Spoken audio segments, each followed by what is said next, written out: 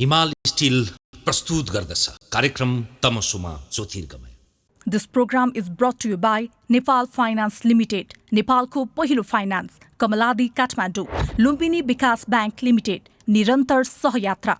विश्वास लिन्छौँ, विश्वास दिन्छौँ, प्रभु बैंक।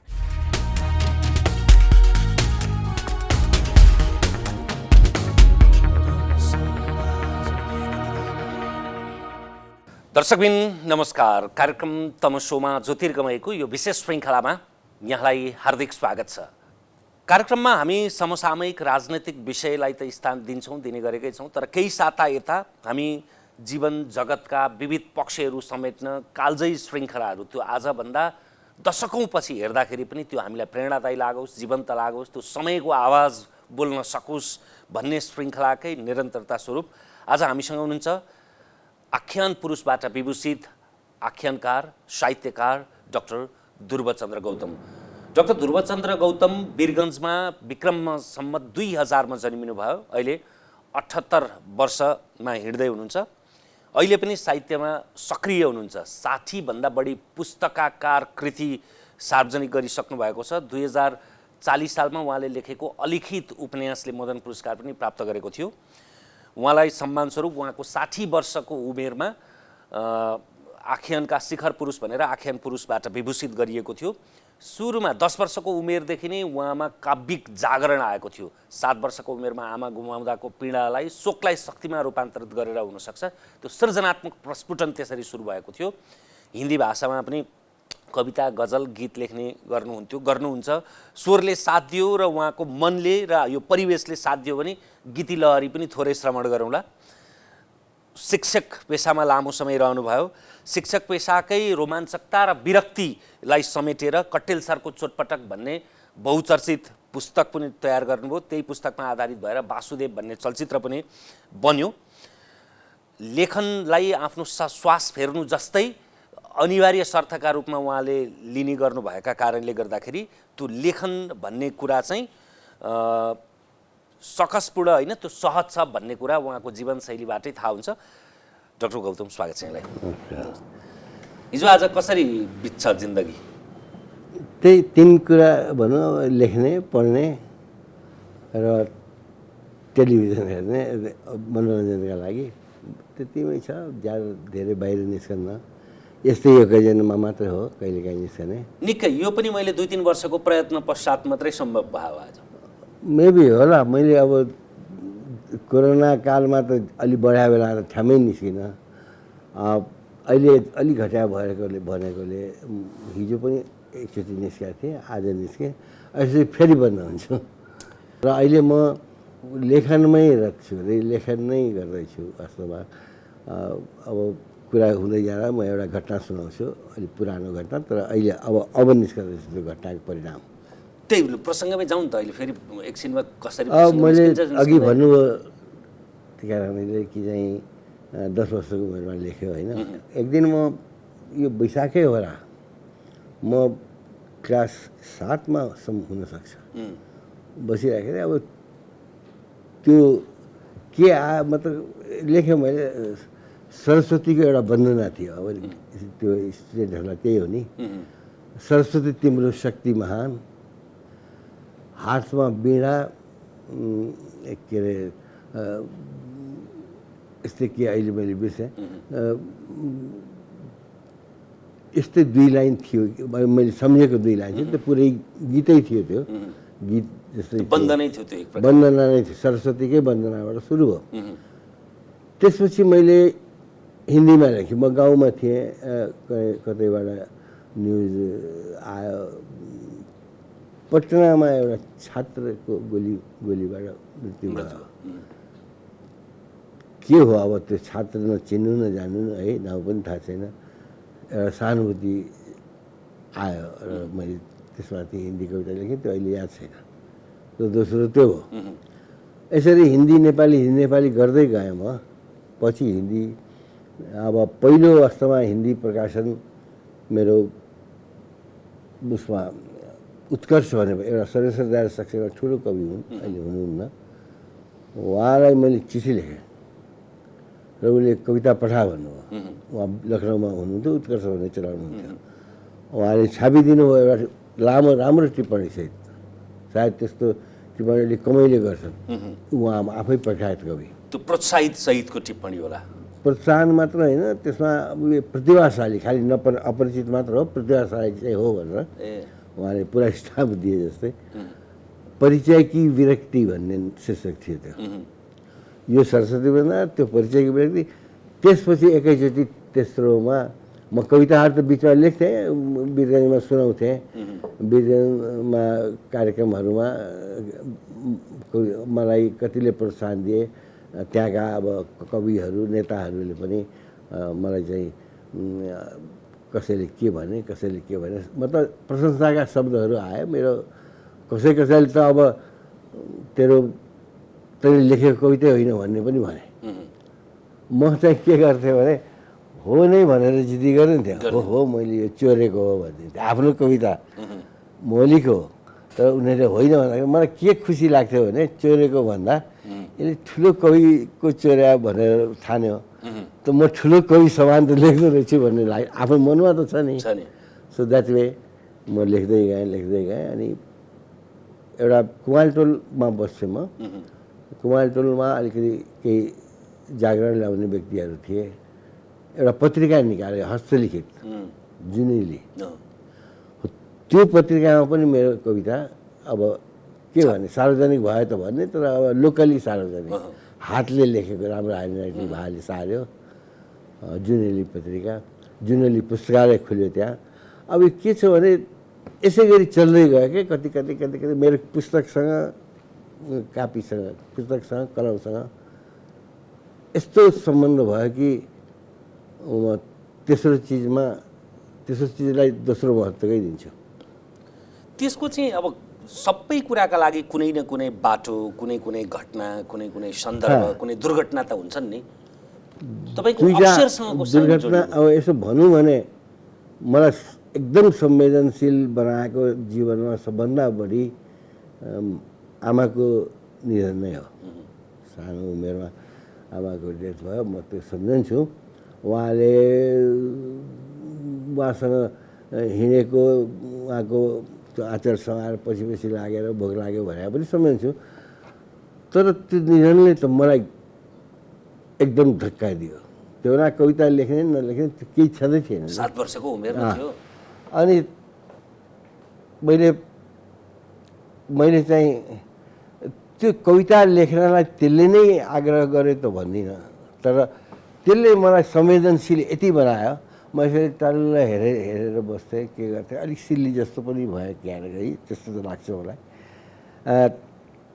तर त्यो संवेदनशीलता चाहिँ मेरो कविता लेखनको ब्याकग्राउन्ड बन्यो, पक्कै ब्याकग्राउन्ड भयो होइन।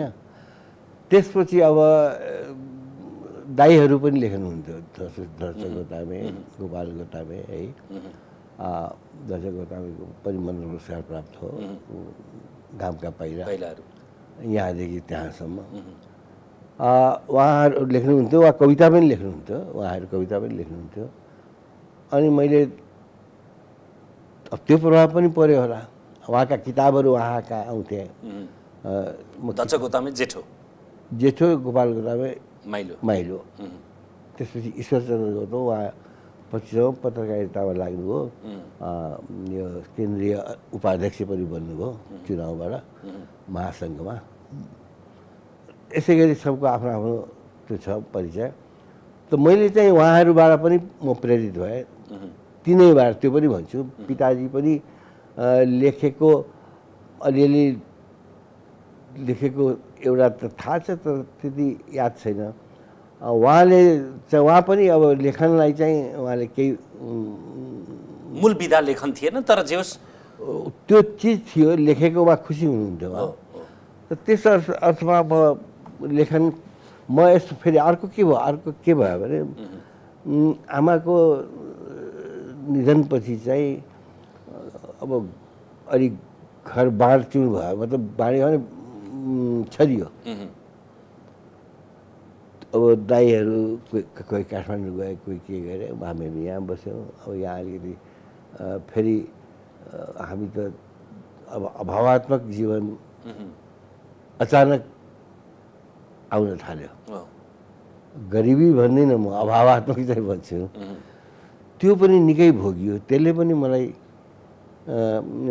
त्यसको विकल्प के हुन्छ त, मैले त्यसबाट निस्तार कसरी पाउँछु त भनेपछि त्यो कविता लेखन नै भयो नि। अनि लेखन किनकि म अब फुर्न थाल्यो अलिकति, अनि त्यसकै परिणामस्वरूप त्यो 7 क्लासमा एउटा फेरि त्यहाँ 7 क्लासमा बस्दा त्यो सायद वैशाखै हो कि यसै टिचरले लेक्चर दिइरहेछ, म चाहिँ भावात्मक भएर लेखिरहेको छु त्यही चिज। त्यो सुरुको थियो। पछि म लेख्दै गएँ। जस्तो मैले अब कविताहरू लेखेँ, नेपालीमा लेखेँ, हिन्दीमा पनि लेखेँ है। र त्यो गर्दै गर्दै गर्दै जाँदा एकचोटि अब म एउटा त्यो घटना सुनाउँछु। त्यो घटनाको तहमा आउँदैछु। त मैले यो 10 सालदेखि लेख्दाखेरि अलिकति बाल्यकाल नै हो नि है, अलिकति केटाकेटी पनि हुन्छ लेखनमा पनि। अनि अलिकति त्यो बेलाको अब जे पढिया छ, मैथिली शरण गुप्त या प्रसाद पन्त निराला, त्यही बेला पन्तप्रसाद निराला है। त्रयी हुन् यिनीहरू, पन्तप्रसाद निराला या प्रसाद पन्त निराला यसरी। अनि चौथोमा महादेवी वर्मा पनि पर्थ्यो, मलाई मन पर्थ्यो। त्यो जम्मै म चाँडो नै मैले पढेँ अरूभन्दा, धेरैजना भन्दा, किनकि मलाई सुविधा थियो। त्यहाँ गोपाल राई पत्रकार हुनाले उहाँलाई किताबहरू पनि आइरहन्थे। दाईहरू पनि किताब जम्मा गरिरहनुहुन्थ्यो, तिनटै दाईहरू। एउटा सानो बुक थियो त्यो मेरो लागि लाइब्रेरी बन्यो पछि त है। पढ्न यसरी पढाइले पनि त्यो हामीलाई थाहा हुन्छ कविता कस्तो हुँदो रहेछ भनेर। त तिनै प्रभावहरूमा पनि होला नि ममा भयो होला, तिनले पनि मलाई प्रेरित गरे होला। यता दाईहरूको प्रेरणा भयो। आमाको अब यो चाहिँ देख्दाखेरि नेगेटिभ हुन्छ, तर त्यो संवेदनशीलता अलिक बढी जगाउने काम चाहिँ त्यही डेटले गर्यो। किनभने अब सम्झना आमाकै आउने भयो नि, त्यो कति समयसम्म त धेरै लामो म अहिले पनि आउँछ, अहिले पनि आउँछ, जम्मै आउँछ। तर त्यो बेला जुन एकताका भनौँ न जसरी आयो त्यो म बयानै गर्न सक्दिनँ। अनि त्यसले मलाई ब्याकग्राउन्ड चाहिँ बनायो, पुरै लेखनकै ब्याकग्राउन्ड बनायो है। र त्यसरी लेख्दै लेख्दै लेख्दै गएँ। अनि रूपरेखामा 20 सालमा एकैचोटि अब राष्ट्रिय रूपमा भनौँ न कविता छापियो पहिलो।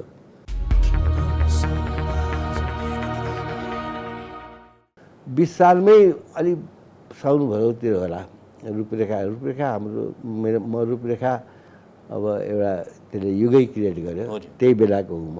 र मैले पहिलो रूपरेखा युग भनौँ, जसरी शारदा युग भन्छन् नि पत्रिकामा, त्यस्तै रूपरेखा युग पनि भन्न सकिन्छ। र त्यो चाहिँ मेरो कथा साउन भदौमा एउटा छापियो। र यसरी एउटा कथा एउटा कविता। अनि मैले एक दिन सोचेँ एउटा सङ्ग्रह बनाउनु पर्यो कविता। यो बिचमा फेरि 16 सालमा अब 15 सालमा इलेक्सन भयो होइन। म इलेक्सनमा हामीहरू उफ्रदै कुद्दै त्यो इलेक्सनको रमिता हेर्ने मात्र भयो। वीरगन्जमै हुनुहुन्थ्यो त्यो चुनावमा? वीरगन्जमै थिएँ म, कलियासम्म पुगेँ त्यो अब चुनावको रमझम हेर्दा। जान हामीलाई सजिलो थियो, बस चल्थ्यो।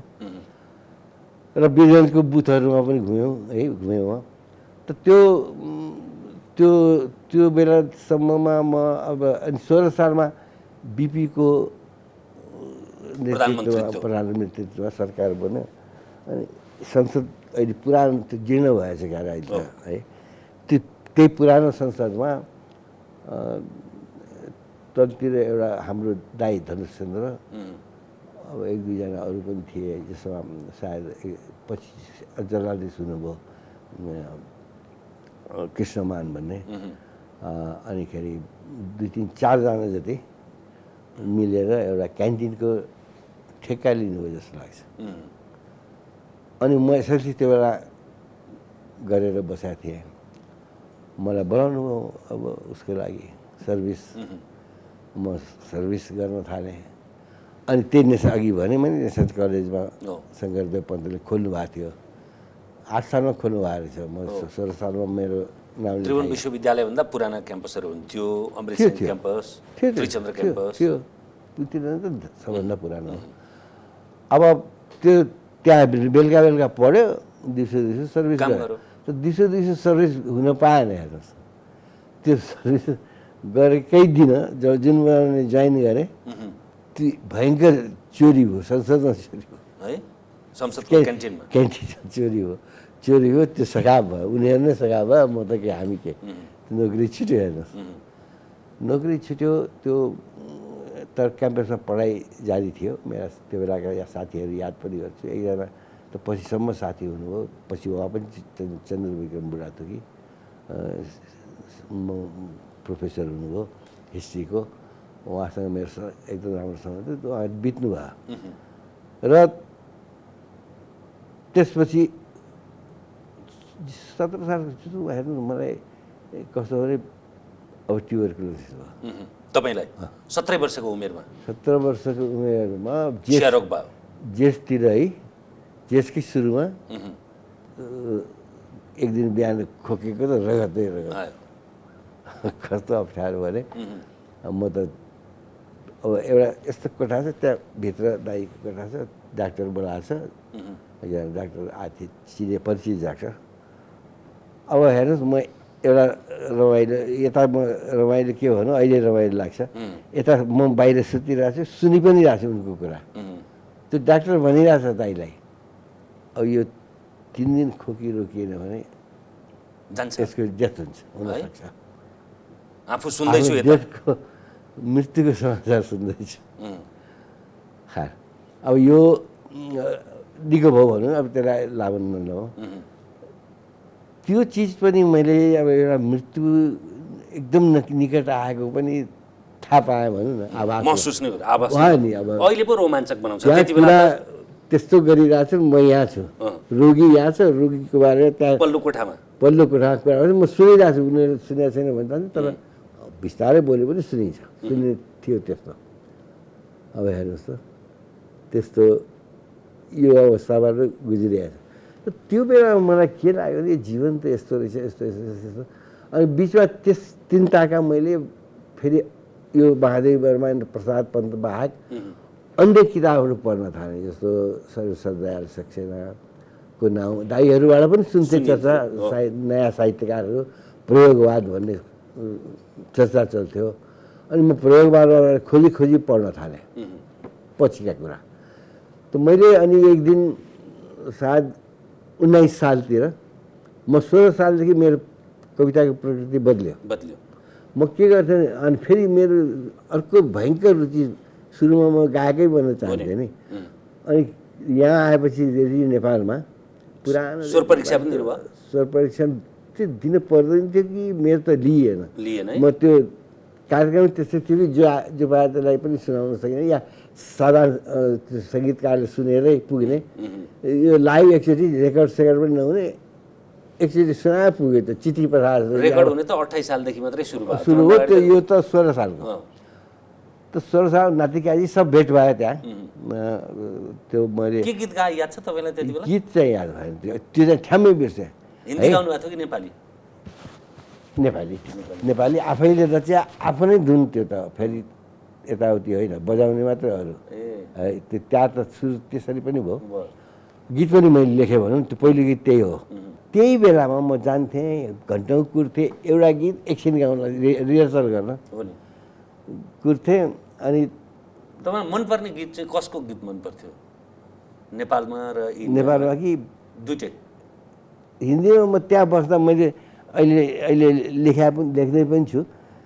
त्यो म मोहम्मद रफीको एउटा बरसात की रात भन्ने त्यो बेला चलेको फिल्म थियो, त्यसको गीत गुनगुनाएर कुरिरहन्थेँ म। त्यही लेखाएको छु मैले। अब भरपेस त्यो मनपर्थ्यो भनौँ न। त्यस्तै अब त्यो गीततिर नजानु, धेरै लामो छ त्यो पनि है। मैले अब यति बेला गीत सुनौँ भन्न त खोजेँ अहिले होइन, नखोज्नुहोस्, किनभने मेरो कथा यो कुरा बाँकी छ नि त कुरा बाँकी छ है। अनि त्यो बेलामा मैले एउटा कविता लेखेँ हेर्नुहोस्। अब त्यो कविताको शीर्षक चाहिँ याद छ, रिहर्सल रुम। त्यहाँ रिहर्सल गर्ने ठाउँमा अलि विशेष भित्ता सित्ता यस्तो थियो। त्यो रिहर्सल रुममा जाँदा जाँदा मैले त्यो के फुल्यो त्यो नितान्त त्यही अहिले लेख्ने कविताको सुरुवात त्यही थियो। त्यो छायावादबाट मुक्ति, यो छायावादी रोमान्सबाट मुक्ति, बाल्यकालको कविताबाट मुक्ति, त्यो रिहर्सल रुम मैले यहाँ घर आएर सुनाएँ। दाजुका साथीहरू थिए, जुरुक्क बोकेर उचाले यो गरेँ, क्या लेखेको छ यस्तो यस्तो भने मैले प्रोत्साहन पाएँ। त्यसपछि म बदलेँ फेरि कवितामा, अर्कै अब अलि मेच्योर कविता लेख्न थालेँ भनौँ न, अलि प्रयोगशील। बाल किशोरबाट तपाईँ परिपक्व हुनुभयो? अवस्था त किशोरै थियो, तर लेखन चाहिँ अब अलिकति अगाडि बढ्यो। अनि कविताहरू लेख्न थालेँ, त्यो गरेँ। अनि मैले एउटा सङ्ग्रह चाहिँ अब त्यो लेख्दा 19 सालमा भनौँ न, 19 सालतिर मैले एउटा सङ्ग्रह तयार गर्छु भनेर तयार गरेँ। ह्याङ्गरमा झुन्डिएको आकाश शीर्षक राखेँ। त्यसमा एउटा कविता पनि छ। त्यो मैले 19 साल भन्दा नै होइन रहेछ, मैले 21 सालमा बुझाएको रहेछु मनन पुरस्कार गुठीमा। अब त्यो किन बुझाएको भने त्यो कुनै पुरस्कार पाउने कुनै उ थिएन, अभिलेखका लागि पनि होइन। त्यो गुठीले त्यो बेला पाण्डुलिपि नै पनि लिन्थ्यो पुरस्कारकै लागि पनि। पाण्डुलिपिलाई पनि पुरस्कार दिएछ? पुरस्कार दिएछ, तर पुरस्कार नदिएर पाण्डुलिपि छापी पनि दिएछ। जस्तो एउटा त्यो बेला मलाई त्यो लग्नलाई प्रेरित गरेर चाहिँ कुमार नेपालको कविता सङ्ग्रह एउटा निकालिदिएको थियो, मगदुम पुरस्कार गुठीले नै, चर्केको पर्खाल भन्ने।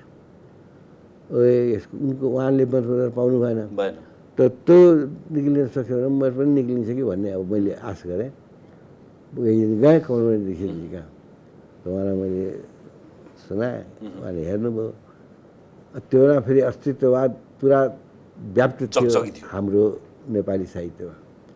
उहाँले भन्नु यो के हो तपाईँको अस्तित्ववाद, अब पढ्नु हुँदो, तर उहाँले मलाई जाँच्न हो यो जेसका कारणले हो।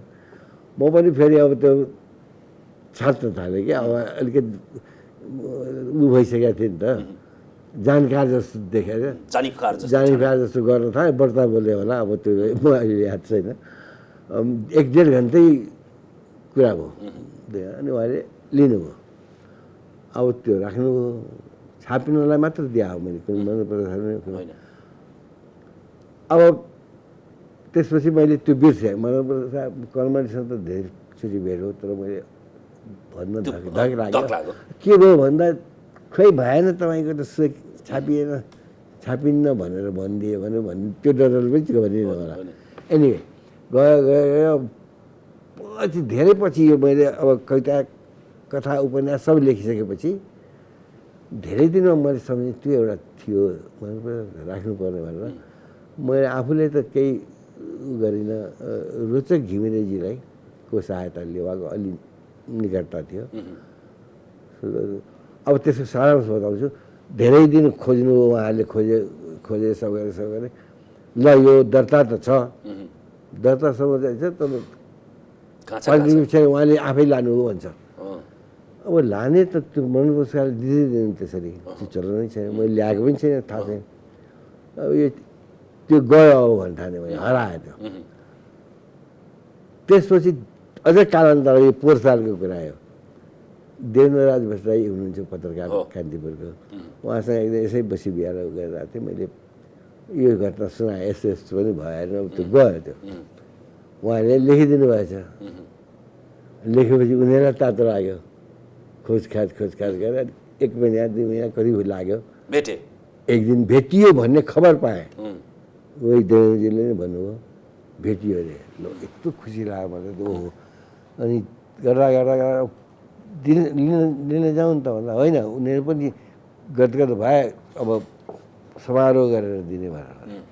फेरि कोरोना आयो, क्या अनि अस्ति मतलब यो महिना अगाडि ठ्याक्क 1 महिना अगाडि ल है, ठ्याक्क 1 महिना अगाडि एक दिन अब 4-5-6 जना कनकमणि दीक्षितले हस्तान्तरण गर्नु त्यो पाण्डुलिपि हेर्नुहोस्।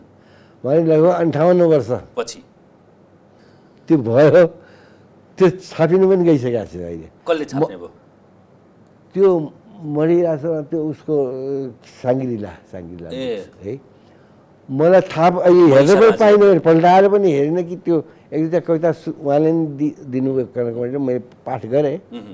उहाँले पनि पढ्नुभयो, बडो रमाइलो मान्नुभयो। के भने 57-58 वर्षपछि यस्तो देखिया भने जस्तो ह्याङ्गर भन्ने शब्द अलि भर्खर आएको थियो काठमाडौँमा पनि।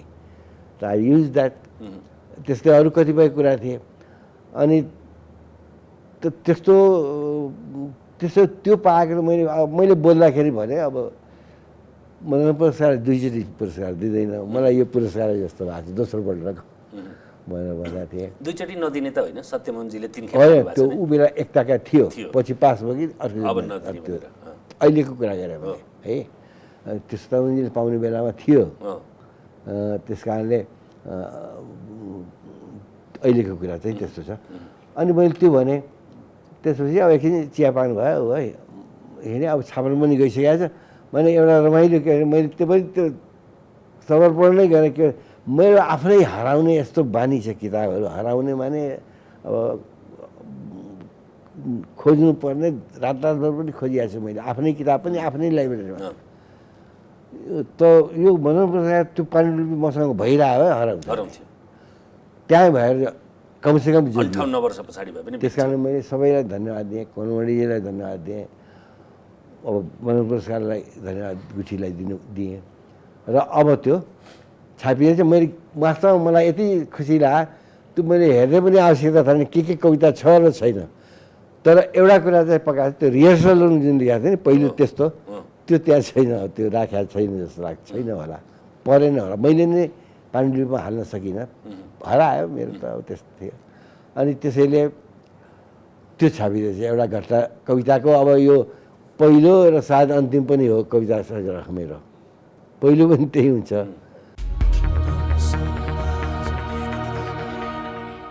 उमेर 78 वर्ष, 78-79 वर्ष, 79 हुन्ला। प्रकाशित कृति 60 भन्दा बढी लेख्न पहिलो सुरु गर्नुभयो तपाईँले भने जस्तो यो 21 साल भयो होइन भने पुस्तकाकार कृति रूपमा, पुस्तकाकार रूपमा? नो पुस्तकाकार त्यो मेरो एउटा के भन्ने एउटा खप्त भन्छन् नि, त्यो एक किसिमको बनाउन त भन्ने जेमा गर्नु न त भन्ने खालको जुन बानी व्यवहारमा पनि होला त्यो कारणले गरे हो। त्यो मैले 19 सालमा मतलब त्यो त किताब बनाऊ भने मैले फाइल पहिलेदेखि बनाउँथेँ म, फाइलमा हालेको थिएँ। प्रकाशित नै भएको चाहिँ कुन हो पहिलो, कति सालको किताब पुस्तक? त्यो अन्त्यपछि भन्ने उपन्यास हो किताब प्रकाशित। किताबमा मतलब रूपरेखाले एउटा योजना चलायो कि सिङ्गो उपन्यास, त्यो डाइजेस्ट साइजमा आउँथ्यो पहिले के इङ्ग्लिस हिन्दीमा डाइजेस्ट सिङ्गो उपन्यास दिने, त्यस्तै योजना रूपरेखाले चलायो। त 4-5वटा उसले छापे पनि पछि, तर पहिलो मेरो थियो। त्यो कति सालको कुरा? त्यो मैले दिया 23-24मा छापियो, 24 गते वैशाख। 24 देखि अहिलेसम्म अनवरत लगभग यो कोभिड सोभिड बाहेक कुनै पनि वर्ष छुट्या छैन। कोभिडमा पनि कहाँ छुट्यो त, त्यस्तो भर्खर त्यो कोभिडमै निक्ल्यो। कोभिड भयो त्यो चकमन नआए कान्त भन्ने उपन्यास अहिलेसम्मको लास्ट त्यही हो। अब यसपालि पनि छापिने भइगयो। यसपालि त कविता छापि नै हाल्छ, पुस 2 गते छाप्छु भयो, त्यो न्युजमै लेखिदिएको छु पुस 2 गते आउँछ भनेर। सो द्याट वे तपाईँको लागि लेखन चाहिँ के हो? अघि भन्नुभयो तपाईँले नै सास फेर्नु भने, त सास फेर्नुको एक पार्ट त भन्नुभयो नहुने चिजको रूपमा, दोस्रो पार्ट भन्नु बाँकी छ मैले। त्यो के हो भने हामीलाई हर वक्त म सास फेरिरहेको छु भनेर त याद हुन्न नि, हो त्यो स्वाभाविक पनि हो। सास फेर्नु यस कारणले भने हो कि त्यो बेलामा बाँचिन्न भनेर सास फेर्नु मात्र होइन, एक त्यो हो, दोस्रोमा त्यो स्वाभाविक पनि हो। It goes and comes and goes breathing है। त्यो तपाईँ निदाउनुहोस् कि बेहोस सास त फेरिरहन्छ। त त्यो भने कस्तो भने हामीलाई थाहा नभएर पनि भइरहन्छ है। त्यो के भनेदेखि फ्लोमा जान्छ के, आफै आउँछ आफै जान्छ भने जस्तै लेखन पनि मेरो लागि त्यत्तिकै स्वाभाविक हो जति सास फेर्नु। खालि बाँच्नु मर्नुको प्रश्न मात्र होइन, बाँच्नु मर्नुको प्रश्न त हुँदै हो सास फेर्नुमा। सास फेर्नुले दुवै काम गऱ्यो नि त, भने अनवरत जाने पनि स्वाभाविक प्रक्रिया पनि हो त्यो, र प्रकृति पनि हो, अनिवार्यता पनि हो। त्यो लेखन त्यही हो। लेख्नेको अनुकरण त हुन्छ नि केही न केही, किनभने सृजनात्मक काम भनेको एक्ज्याक्टली त्यो नभई त हुँदैन। अब बीजारोपण भन्छन्, कोही गर्व भन्छन्, कोही यसो गर्वसँग जोड्छन्, कोही केसँग। अब मैले चाहिँ के भनेको छु, यो कसरी माने मान्छेले कहिलेकाहीँ सोच्छन् कि तपाईँ लेखक कसरी किन बन्नु, किन लेख्नुहुन्छ, या कविता किन लेख्नुहुन्छ, कथा किन लेख्नु, अहिले कथा किन लेख्नुहुन्छ, कविता किन लेख्नुहुन्न भन्ने। यो मान्छे कोही आजसम्म दुनियाँमा कुनै लेखकले बताएको छैन, बताउन सक्दैन। कसरी उसले कवितै किन लेख्यो?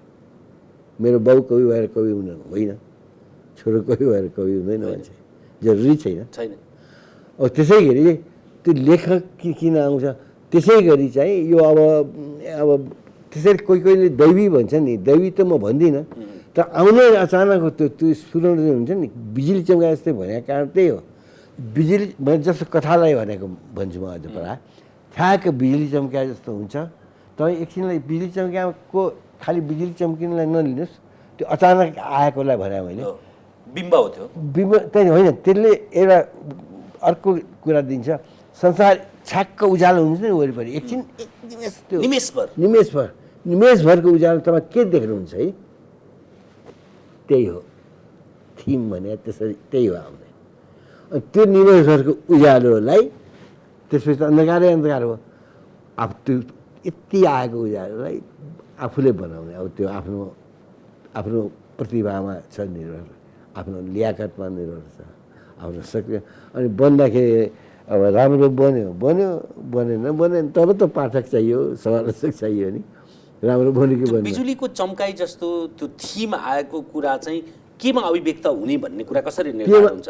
त्यो उपन्यासमा, काव्यमा, त्यो त्यसैले निर्धारण, त्यो थिमले गर्छ, त्यही हुन्छ। म अब यो कविता लेख्छु, कवितामा कविता त्यसरी लेखाउँछ है, गीत त्यसै गरी लेखिन्छ। तर गीत चाहिँ म एउटा कुरा भन्छु, गीत मैले एउटा डिमान्डमा पनि लेखाएको छु, नत्र मैले अरू सृजनशील राइटिङ डिमान्डमा लेखेकै छैन। त्यही पनि डिमान्डमा लेखेको गीत पनि छैन। ल लेख भन्छु, तर मैले डिमान्ड जस्तो कविता दे भन्छ नि लेखकले, म त्यो दे भन्दैमा दिन र हासाक मसाक गर्न सक्ने मान्छे होइन। दिन्छु कहिले भने, दे भनेर पनि दिन्छु कहिले भने जब मसँग पहिलेदेखि केही छ थिम, जब म खेलाइरहेको हुन्छु, हो उसले भन्यो भने अलिकति जागरुकता आउँछ र त्यो खेलाइरहेलाई म एकछिन मूर्त रूप दिन्छु। म नभए थिम छैन भने अब अहिले मलाई मरे काटे कविता दे भने म दिन सक्दिनँ, छैन मसँग। हो कथा भन्यो भने मसँग छ एक दुईवटा अझै है, त्यो कथा पनि कम भएको छ तर छ, दिन सक्छु। त्यो खेलाउन थाल्यो भने अब अहिले कसरी लेख्न, धेरै के लेखेर पनि यस्तै हो भने जस्तो लाग्ने। लेथार्जिकपना त स्वभावमै थियो पहिलेदेखि, लेथार्जिक छरियो कि जसरी हाम्रो परिवार छरियो नि, आमाको त्यही आफू पनि छरियो, मेरो व्यक्तित्व पनि छरियो। म लुगा लाउने, खाने त्यस्तो केहीमा पनि त्यो प्रयत्नशील भइन या चुजी भइन। म खान पनि जे पनि खान्छु, जे पनि भनेर आफूले खाने चिजहरूमा जे पनि खान्छु। मिठो नमिठो भन्दिनँ, मिठो त लाग्छ कुनै कुरा, तर नमिठो लाग्दैन कुनै पनि है, खान सक्छु। लाउन जे पनि सक्छु, लाउनलाई चाहिँ अरूले भन्नुपर्छ मलाई। अहिले पनि भन्छन् नि, अहिले पनि भन्छ, अहिले पनि तपाईँको यो पोसाक कोटसँग यो सर्ट मिलेन कि कपाल मिलेन कि, अघि हाम्रो छायाकार साथीहरूले तपाईँको कलर मिलाइदिए भने यो एउटा कविको गुण हो होइन? त्यो होइन, कविको त्यो होइन। त्यो त अब त्यहाँ एकचोटि इन्डियन कविहरू आएको थिए नेपालमा है, उनीहरूमा 4-5जना थिए, ठुल्ठुलै कवि गीतकार। कोही एकदम सीमित थियो है, अब हाम्रो सरस्वती राज सक्सेना एकदम सिम्पल त्यस्तै, अनि सरस्वती कपाल पनि नगर्ने, यस्तै हामीहरू जस्तै भनौँ न, सिम्पल मान्छे। असाध्यै मलाई आदर छ तिनीप्रति, डेथ भयो अहिले त, भेटे पनि यहाँ आएपछि। र उनलाई मैले एउटा कविता पनि सुनाएँ, नेपालीमा भर्दै हिन्दीमा त्यसको गर्दै, अनि उनले बडो प्रशंसा पनि गरेका थिए। एनिवे अब तर बेला कस्तो थियो त्यो पाण्डे विद्या जाँदा है, पछि त्यही सरस्वती दयालले लेख्दा बिचरा माया गरेर मलाई महत्त्वपूर्ण कवि फल्ना ध्रुवचन्द्र विहाय भनेर लेखाएको थियो। एउटा कसले लेख्यो ध्रुवचन्द्र कोही महत्त्वपूर्ण कोही नै भनेर दार्जिलिङबाट कसैको चिठी आयो, हुन हो महत्त्वपूर्ण थिइनँ म वास्तवमा थिइनँ रियलमा चाहिँ थिइनँ उनले अब सरसरले त्यो कविता मन पराएर सुदपाहरूले त लेखे होइन दार्जिलिङ होइन मान्छे एउटा व्यक्ति के समथिङ हाङकिम थियो के अब बिर्से त्यो बिर्सिने नै कुरा हो नि अब कसले बिर्सिनु नै राम्रो होइन त्यो आलोचकहरू सम्झिरहनु अब सत्य त त्यही हो त्यो बेला म महत्त्वपूर्ण कवि पनि थिइनँ र म महत्त्वपूर्ण कवि कहिले भइनँ पनि तर कथामा लागेपछि त्यो कविता त झन् छुट्यो अहिले यो जुन निक्लिनेछ यो मलाई लागि अद्भुत भइरहेछ तपाईँ पनि यसको नौलो पाठक जस्तो हो नि त 58 वर्ष अगाडि अहिले पनि त्यो कविता के छ त्यहाँ थाहा छैन एउटा दुई लाइन छ कि त्यो भूमिका लेखेपछि लामो लेख भनेको छ लामो मनसँग समाउनै जस्तो त्यसमा मैले एउटा कविता छ कि अब म त्यो हेर्नु छ मैले त्यसमा त्यो बेला अब मैले अब त्यो अनुप्रास मिलाएर लेख्थेँ नि पहिले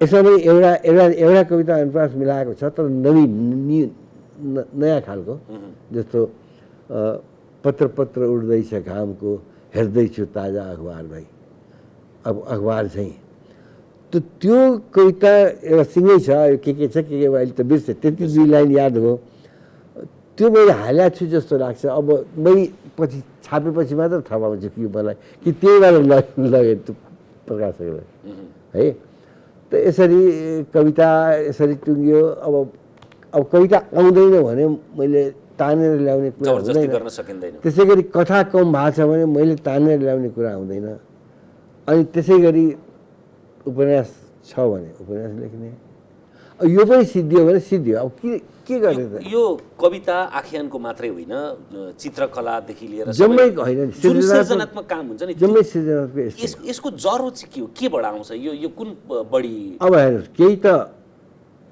डिएनए सिएनए सबै भन्छ नि हजुर त त्यसैमा हुन्छ नि त अलिकति कहाँ प्रारब्धबाटै आएको हुन्छ प्रारब्ध नभनौँ प्रारब्ध भने त अब फेरि भाग्यवादी भयो तर त्यो डिएनएहरू हुन्छ नि जिनमा आएको जिनमा त्यो जिन पनि बाउबाट आउँछ भन्ने छैन बाउबाट त्यहाँबाट कहाँबाट त्यो उत्रिँदै रेसेसिभ क्यारेक्टर हुन्छ छलङ हानेर पनि आउँछ त्यो म्युटेसनबाट आउँछ केबाट आउँछ त्यो कसैले अब अहिले दुनियाँमै सकेका छैन भने मान्छे कविता कहाँबाट आउँछ तँलाई कविता कथा कहाँबाट आउँछ तर हो अब त्यसपछिको कुरामा भन्न सकिन्छ अलिकति आफ्नो वातावरण मैले किताबहरू पढ्न नपाए भए कसरी थाहा हुन्थ्यो मलाई यस्तो कविता पनि लेखिन्छ भनेर होइन प्रयोगवाद भने मैले सुनेको थिइनँ जब सुने पढ्न थालेँ झन् ज्ञान भयो अनि यसरी लेख्दा अनि त्यसमा मौलिकता आफ्नो बनाउनै सक्नुपर्छ त्यो प्रतिभा भने त्यो फेरि प्रतिभा त्यहाँ हुन्छ है त्यो जुन प्रतिभा आफूसँग हुन्छ नि त्यो प्रतिभाले त्यो मौलिकतालाई छाड्दैन फेरि अर्काको प्रभाव परे पनि प्रभाव ठिक छ नकल होइन है प्रभाव र नकलमा अन्तर छ त्यो प्रतिभा चाहिन्छ त्यसले नै आफूलाई ओरिजिनल बनाइरहन्छ ज्ञान पनि धेरै चाहिन्छ पढ्नुपर्छ कविताको लागि कविता या कथा कुनै पनि सृजनशीलताको लागि धेरै अध्ययन चाहिन्छ जति अध्ययन गर्यो त्यति ज्ञान बढ्छ त्यो ज्ञान यदि सृजनात्मक उसमा लाग्ने छ भने लाग्छ नभए ज्ञानका रूपमा अखबारमा लेख्छु नि त त्यो ज्ञानहरू हुन्छ नि सिनेमाको पनि मलाई रुचि छ म सिनेमाबारे पनि लेख्छु होइन एउटा प्रारम्भिक कुरा चाहिँ उसँग त्यो प्रतिभा हुनु पर्यो प्रारम्भिक प्रतिभा नभए त के गर्छ त्यो प्रतिभालाई पिएचडी गर्ने कति छन् कति एमए गर्ने कति छन् कति साहित्य लिने कति छन् नेपाली साहित्यमा कतिजना मेरा साथी थिए अहिले झन् बढाएको छ नेपाली साहित्य पढ्ने एमएमा त सबै कवि त बन्दैन है समालोचकै पनि सबै बन्दैनन् त आफ्नो आफ्नो एउटा त्यो समालोचक बन्न सक्ला टिप्पणीकार बन्न सक्ला समालोचक पनि अब राम्रो बन्न त प्रतिभा त्यो पनि चाहियो नि त्यस कारणले त्यो अब कुनै प्रतिभामा बौद्धिकता बढी हुन्छ कुनैमा अब तपाईँले भनेकैले म सशेषण गर्दै थिएँ एउटा प्रतिभा त्यो प्रतिभा भनेको जसरी अर्थ्याए पनि भयो त्यो प्रकृतिबाट आउने त्यो डिएनएबाट जिनबाट आउने प्रतिभा त्यसलाई अब अहिले अर्थाउन पनि गाह्रो छ कि अर्को सकेसम्म बढी अध्ययन गर्ने होइन अर्को पहिले फेरि दोस्रो वातावरण पर्यावरण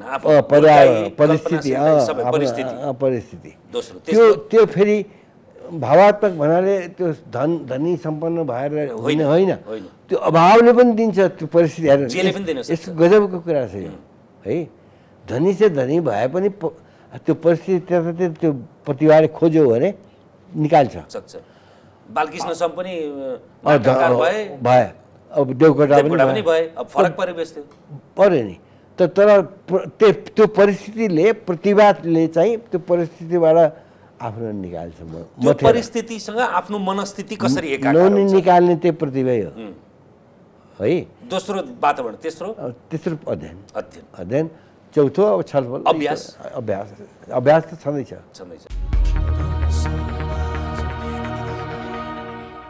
एउटा त बीज हुनु पर्यो पहिले, तर त्यो बीज अंकुरण हुने ठाउँ हुनलाई स्याउलाई तराईमा रोपेर भएन, नरिवललाई पहाडमा रोपेर भएन। अनि मल जल खन्जो त्यो चाहिँ त्यो अब आफूले कसरी गर्ने हो छँदैछ है। म अब लेख्ने पनि अब आफ्नो आफ्नो टाइप हुन्छन्।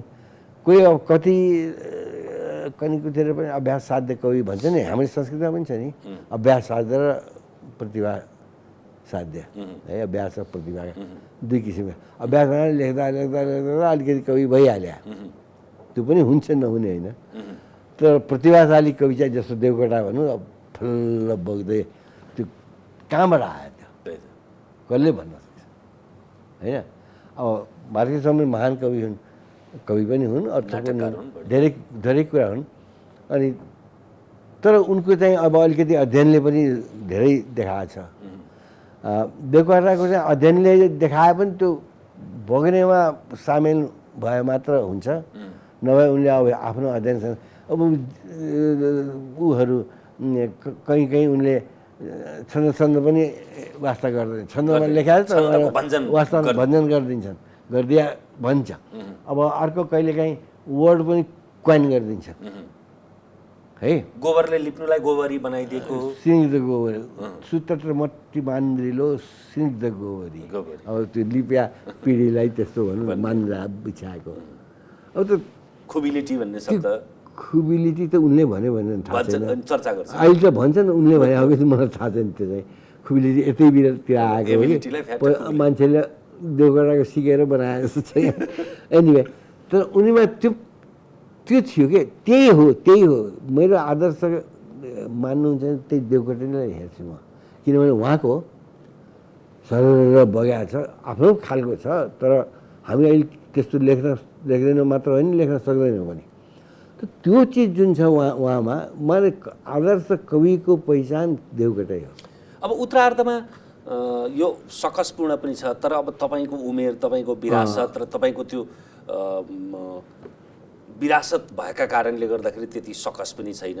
नेपाली साहित्यमा अब अरू हिन्दी साहित्यको प्रभाव होला, पाश्चात्य साहित्यको प्रभाव होला, तर नेपाली साहित्यमा चाहिँ हामीले नाम लियो भने तपाईँकै मुखारविन्द, तपाईँकै दृष्टिबाट आख्यानमा 10 वटा कृति अथवा कृतिकार, काव्यमा हेर्नु यो मलाई हिजो फोनमा भनिदिनु भयो, म ठ्याक्क लेखेर स्वतस्फूर्त भयो भने त्यसको झन् राम्रो हुन्छ नि। 10 वटा भन्नु हो नि त, 10 भन्दा बढी पनि हुन सक्छ। मैले देवकोटाको नाम लिइहालेँ, देवकोटासम्म लेख्न यिनलाई छोड्नै मिल्दैन, यी त छँदैछन्। अब यता नयाँमा भनौँ न, म भन्दा अलिकति माथिका जस्तो मोहन कोइराला, द्वारिका श्रेष्ठ, त्यो बेलाका अहिले कम लेख्छन् तर लेख्छन्। त्यसै गरी अब नारायण ढकाल यता उपन्यास लेख्नेमा होइन, नयाँमा पछि काममा भयो भने ध्रुव सापकोटा, कविमा विमल निभा। अनि त्यो विमल कोइराला पनि पहिले राम्रै लेख्थे, अहिले लेख्न कम गरे, राम्रै लेख्ने हुन्। अब यिनै हुन् 10 वटा पुग्यो होला झन्डै काव्यमा, पुग्न आँट्यो होला काव्यमा। या अब उपन्यासमा चाहिँ मैले नारायण ढकालको पढाएको छु, राम्रो लागेको छ होइन। अब एक दुईवटा त्यो महारानी भन्ने एउटा किताब छ, मनोप्रसाद पढाएको पढेँ मैले, त्यस्तो किताबहरू राम्रो लाग्छन्। लेखक सबै किताबकै नाम भन्नुभयो हुन्छ तपाईँले पढेका? मैले पढेको त्यही महारानी, एउटा दुलारी भन्ने छ, यो अलिक करुण खालकै छ, त्यो पनि राम्रो छ। अनि अर्को शीर्षक बिर्सिन्छ, कहिले कहिले लेखक बिर्सिन्छ, यस्तै भइरहेछ। मैले पढाएमा एकजना चितवनको के गौतम हुन् केटी लेखिका, तिनको पढाइ राम्रै छ अनि राम्रो छ। त यसरी पाएको पढिन्छ है पत्रिकाहरू। अब पछिल्लो समय आख्यानका बहुचर्चित आख्यानकारहरू छन् नि, अमर न्युपाने, नयनराज नयनराज पाण्डे यी सब बेस्ट छन्। म पढाएको छु नयनराजको अहिले भर्खर एउटा कथा सङ्ग्रह निस्किएको छ जिएरा, त्यो पढ्दैछु म, राम्रो लेखेको छ। त्यही त राम्रो अहिलेका नयनराज पाण्डे या ऊ हाम्रो अमर न्यौपाने अलि अगाडिको कृष्ण धरावासी अगाडि के अहिले पनि लेख्छन्। यिनीहरू नै हुन् अहिलेका त, मभन्दा पछिका भनौँ, पछि लेख्ने तर राम्रो। पछि र अघिको भन्ने त कुरै भएन साहित्यमा। अघिको होइन, अब भन्नु पऱ्यो नि त, उमेरले भन्नु पऱ्यो, उमेरले मात्रै हो। जेनेरेसन कसरी छुट्याउनु त, मान्छे त त्यही हो, टाइमले छुट्याउँछ जेनेरेसन। टाइममा एउटा टाइममा हामी पढ्छौँ, अर्को टाइममा उनीहरू पढ्छ, त्यही हो जेनेरेसन भने। नत्र त अब लेखन त म ठान्दिनँ कि त्यो बुढो भएर पुरानो लेख्छ भन्ने, त्यस्तो होइन। लेख्न चाहने अथवा लेखिरहने स्रष्टाहरूलाई तपाईँको मार्गनिर्देशन अथवा ढाडस अथवा प्रोत्साहन अथवा केही सन्देश के गर्नु पर्यो? सन्देश यही हो कि अब लेख्नु, मौलिक लेख्ने कोसिस गर्ने हो है। हामी जम्मैले, म पनि भन्छु, आफूलाई पनि सन्देश हो यो, मौलिक लेख्ने हो र लेख्न सकुन्जेल लेख्ने होइन। कनिकुथी लेख्न पनि छोडिदिए हुन्छ। कनिकुथी चाहिँ सृजनशीलता त होइन कनिकुथी लेख्ने। अखबारमा लेख्नुहोस्, इन्फर्मेटिभ लेख्नुहोस्, केही लेख्नुहोस्, त्यो हुन्छ। तर अब सृजना चाहिँ तपाईँ देख्नु पर्यो, कविताले माग्यो या यति यसमा पैसा आउँछ भनेर नेभर, कसैले गर्नुहुन्न। सो आई डोन्ट थिङ्क त्यस्तो गर्नु उचित छ। तर मलाई लाग्छ त्यसो गर्न पनि सक्दैन त, कनिकुथी को लेख्छ र लेख्ने हो र लेख्दैन होला भन्न ठान्छु म। म त आफू त्यो गर्दिनँ, जब म सक्दिनँ। जस्तो कविता अहिले म लेख्दिनँ, त्यो लेखेको कविता छाप्नु अर्कै कुरा हो, लेखिसक्यो उहिले। अहिले लेख्दिनँ, अहिले नयाँ लेखेर एक दुईवटा त्यसपछि लेखेको कविता 19 सालपछि त्यसमा हाल्नु कि भनेर सोचेको थिएँ, कसैले पनि राय दिएन, त्यसलाई सग्लो नै छाप्ने भनेर। प्रकाशकले सल्लाह राम्रै दिए, त्यसलाई सग्लो नै रहन दियो। त्यो समयको आवाज हो। 22 साल 21 सालको कविता नराख्नु त्यहाँ, 19 सालसम्मकै रहन दियो भनेर एउटा दस्तावेज जस्तो हुन्छ भनेर। द्याट्स गुड, मलाई त्यो राय राम्रो लाग्यो, म त्यहीमा हिँडेको छु। सो द्याट वे अब त्यो बेला म यो कवितासँग निक्लिँदैछ जुन बेला म कविता लेख्दिनँ। एउटा रमाइलो त्यो रोचक कुरा अघि नै पनि भन्नुभयो, यो जिन्दगीको पहिलो कविता सङ्ग्रह पनि हो र अन्तिम कविता सङ्ग्रह पनि हो। त्यस कारणले पहिलो यसर्थ त्यो प्रकाशित थियो भने त्यो प्रकाशित हुन्थ्यो, पहिलो प्रकाशित त्यही हुन्थ्यो। अब अहिले अब भन्नु न, पछि किताब कुन प्रकाशित हुन्छ हुँदैन थाहा छैन, तर यो अन्तिम किताब यो त होइन पक्कै। काव्यको चाहिँ अन्तिम होला। काव्य त फर्स्ट र अन्तिम नै हो, पक्कै हो। अब यो आख्यान र काव्यमा चाहिँ के फरक रहेछ? यो डिसिप्लिनको फरक हो मात्रै, मात्रै विधाको। त्यो अब उसको डिसिप्लिन एउटा हुन्छ होइन, उसमा त्यसमा अलिकति तपाईँ अब छन्दमा अनुप्रासमा लेख्नेबाट सुरु भएर अहिले मुक्त जुन आयो, त त्यसमा पनि एउटा आन्तरिक लय हुन्छ, भित्री केही एउटा लय हुन्छ। नत्र कविता पाठ किन गर्छ नि, त्यो पाठ त्यही लयले गराउँछ, त्यो आन्तरिक लय भन्छन् त्यसलाई है। त्यो छ, ती सब जम्मै मेन्टेन गर्नुपर्छ कवितामा। गद्यमा त्यो मेन्टेन गर्नु पर्दैन, तर अर्थ धेरै मेन्टेन गर्नुपर्छ। तपाईँको लेखेपछि त्यति म थिम आएपछि त लेख्न सक्छु भन्ने लाग्छ। थिम नै आउनु पऱ्यो पहिला, त्यही बिजुली। त्यस कारण आएन भने किन लेख्ने, मागेपछि दिने कारण चाहिँ यो हुन्छ कि मसँग भइरहेको हुन्छ। तर छैन भने मागेर दिन्न, कविता कसैले मागोस् म मरे दिन सक्दिनँ। त्यस अर्थमा त कविताको एउटा डिसिप्लिन हुन्छ। गद्य तब त गद्य र पद्य पहिलेदेखि छुट्याएको छ नि उहिलेदेखि, त्यो डिसिप्लिनै कारणले छुट्यायो नि त त्यो है। अब अहिले आएर त्यो रिमिक्स गरे जस्तै गद्यात्मक उपन्यास या गद्यात्मक कविता, गद्य कविता भयो होइन, कवितात्मक उपन्यास भन्छन् कति एउटा होइन। यी सब के हुन्, यी प्रयोगका एउटा बान्कीहरू हुन्, ठिक छ, यो पनि यसमा पनि राम्रो चिज छ भने छ। तर के छ भने बाँकी डिसिप्लिन चाहिँ त्यसमा पनि हुन्छ। फेरि त्यो मिक्स गर्दाखेरि पनि तपाईँ डिसिप्लिन मेन्टेन गरेरै गर्नुपर्छ। त्यो मेन्टेन गर्ने डिसिप्लिन चाहिँ फेरि प्रतिभाले नै ल्याउने हो। प्रतिभा बेसिक कुरा त प्रतिभा हो, आधारभूत कुरा। जम्मै जे सोच्ने कल्पनाशीलता, यो जम्मै हो कल्पनाशीलता एउटा। त्यो प्रतिभामा थप कुरा गर्छु, कल्पनाशील चाहिँ हुनैपर्छ लेखकले। वातावरण भन्दा पनि अघि। कल्पनाशील हुने पनि त प्रतिभा हो नि त फेरि। होइन, प्रतिभा भएपछि कल्पनाशीलै हुन्छ। कल्पनाशील त सायद हरेक मान्छे हुन्छ। त्यो कल्पनाशीलताले पुगेन नि त। बेसिक त प्रतिभा, त्यसमाथि दोस्रोमा प्रतिभा कल्पनाशीलता भन्छु म, तेस्रोमा वातावरण भन्छु, चौथोमा रिडिङ अध्ययन। यी 4 भए चाहिँ देखिन्छ। त्यो वातावरण भने सम्पन्नतालाई छोड्दै त्यस्तो चाहिँदैन। सङ्घर्ष गर्दै पनि त्यो पनि वातावरण बन्छ प्रतिभा छ भने। प्रतिभालाई गरिबीले, अमिरीले या यसले छेक्ने हुँदैन भन्ने मैले त्यस्तो कि अब यस्तो मतलब यो गुणगान गर्ने भने होइन मैले, तर यो चिज सबैले गर्न सक्दैन। अब कतिले गरेका छन् होला, गरेर नाम पनि कमाएको छन् होला। नाम कमाउने कारण फेरि यो सोसियोलोजीमा पर्छ। सबैले नाम कमाए पनि हुँदैन। मै आफू अब नाम कमाएको भन्दिनँ आफूलाई, के मान्दिनँ भनौँ न। अब त्यसरी के गरे, के भएको छ र मान्छेले के गरेको छ र मलाई त्यसो नाम कमाउने जस्तो। पारिश्रमिक त होइन, पहिले छापिनु नै पारिश्रमिक मानेर सुरु गरे मान्छे म पनि हो। त्यो बेला सँगै जेनेरेसन हो। अब अहिले आएर किन 2 कारण डिमान्डिङ पनि भयो, दिन्छन् पनि।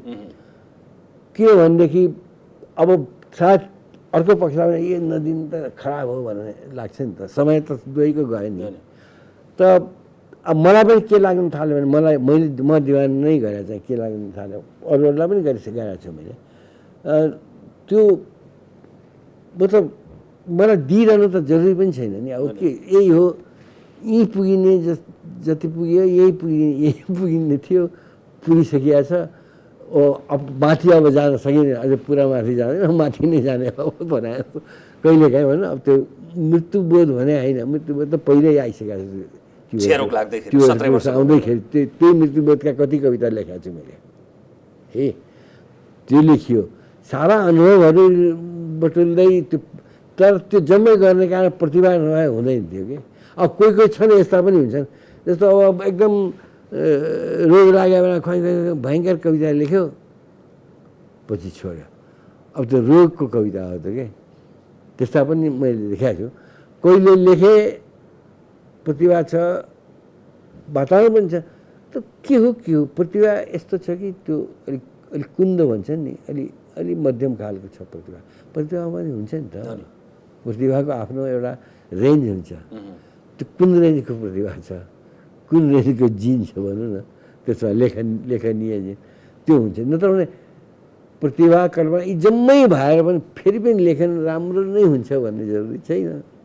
भन्दाखेरि त्यसको रेन्ज अब त म छिटाउन सक्दिनँ। जम्मै चाहिने यति हुन्, इन्ग्रेडियन्ट चाहिँ भन्न सक्छु।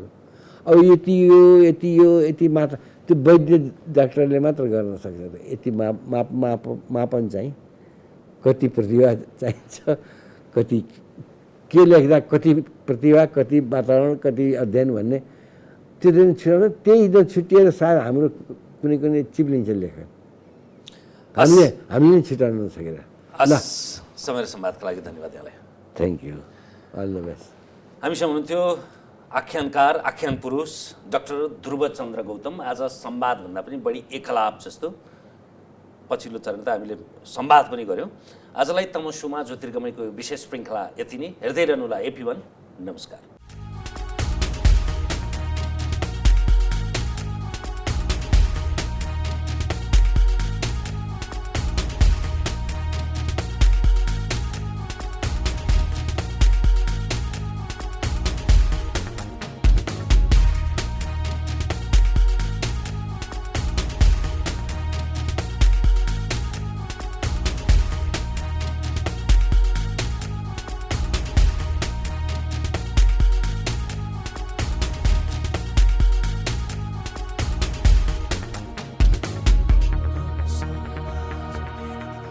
हिमाल स्टिल प्रस्तुत गर्दछ कार्यक्रम तमसुमा ज्योतिर्गमय।